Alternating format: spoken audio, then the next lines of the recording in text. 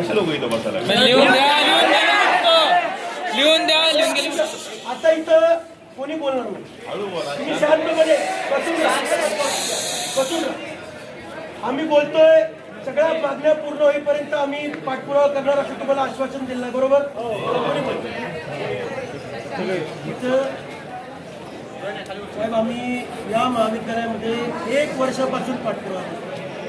इथं फक्त असे स्पष्टीकरण येतात.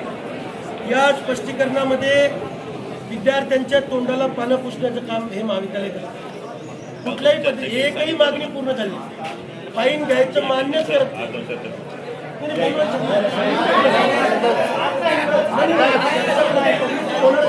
तुम्हाला लिहून द्या, आजच येणार आहे ना.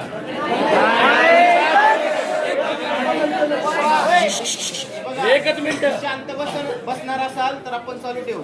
तर बघा मित्रांनो, काल हे आले होते पोलीस स्टेशनला, चर्चा केलेली आहे. पवार सर म्हणले तुमच्या काय मागण्या असतील ते लिहून देतो, देतील ना ते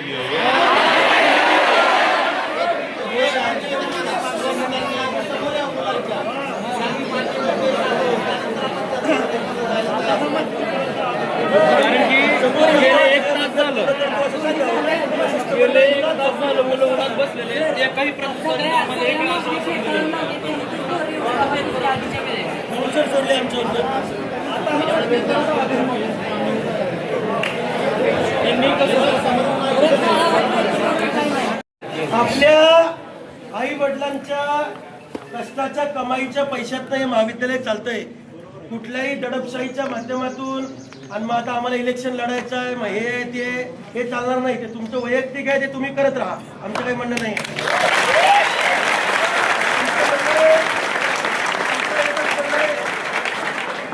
आमच्या मागण्या पूर्ण करा, नाहीतर खुर्च्या खाली करा.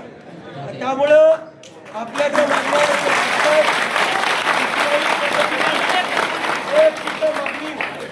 अभ्यास केल्याशिवाय एक सुद्धा मागणी आलेली नाही. एक सुद्धा मागणी अभ्यास केल्याशिवाय नाही आली. मी सोलापूर विद्यापीठामध्ये मार्च महिन्यात मोर्चा घेऊन आलो होतो, तेव्हा आपल्यातले काही विद्यार्थी त्या मोर्चामध्ये आले होते. त्यांनी मला तेव्हा सांगितलं होतं की अशा पद्धतीची लुटमार महाविद्यालयामध्ये सुरू होणार. जवळजवळ एक वर्ष झाला.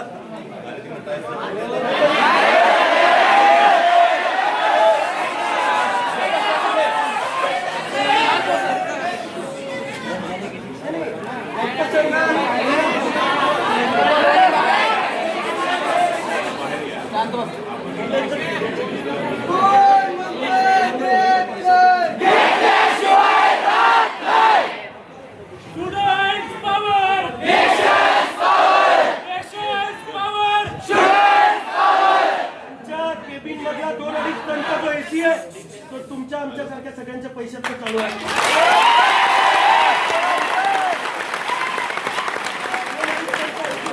आम्हाला नाही शिकवायचं.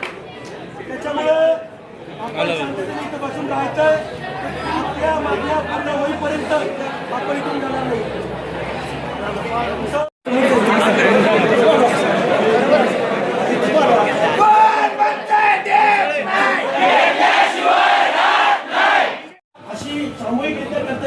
आपले प्रतिनिधी आहेत कॉलेजचे सगळे, आपल्या प्रत्येक डिपार्टमेंटचे प्रतिनिधी आपण त्याच्यामध्ये घेतो, बरोबर?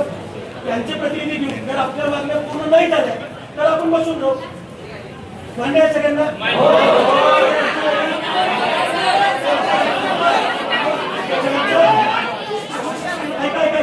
चर्चा सामूहिकरित्या होणार, मग प्रश्न सुटणार नाही, तो चिघळत नाही. प्रश्न आपल्याला सोडवायचा प्रश्न, आपल्याला तो उगाच काही मीडियाबाजी करून आपल्याला प्रसिद्धी मिळवायची आहे. आपल्याला प्रश्न सोडवायचा आहे. आपण सगळ्या डिपार्टमेंटचे प्रतिनिधी घेऊन चर्चा करू. त्यांचं लेखी आश्वासन मिळालं तर थांबू, नाहीतर चालू ठेवू. ठीक आहे.